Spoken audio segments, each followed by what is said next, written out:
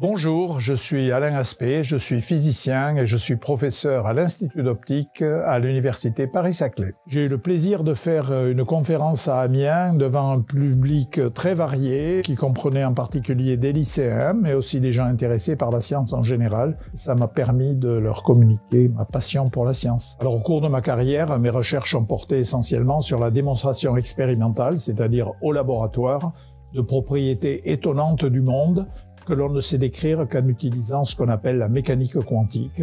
C'est en général les propriétés du monde microscopique.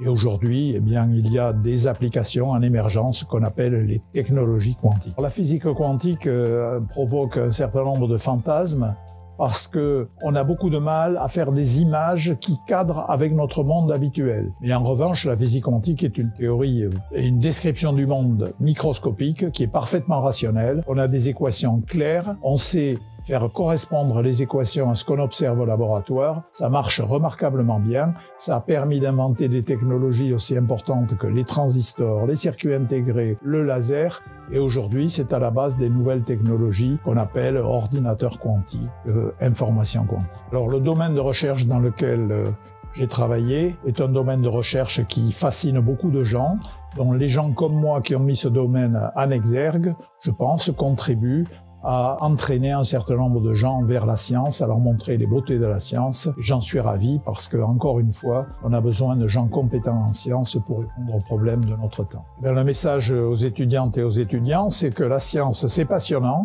et en plus, la science, c'est indispensable pour répondre aux problèmes de notre temps, qu'il s'agisse des problèmes de la planète, des problèmes des nouvelles technologies. On ne peut pas résoudre les problèmes sans connaître la science.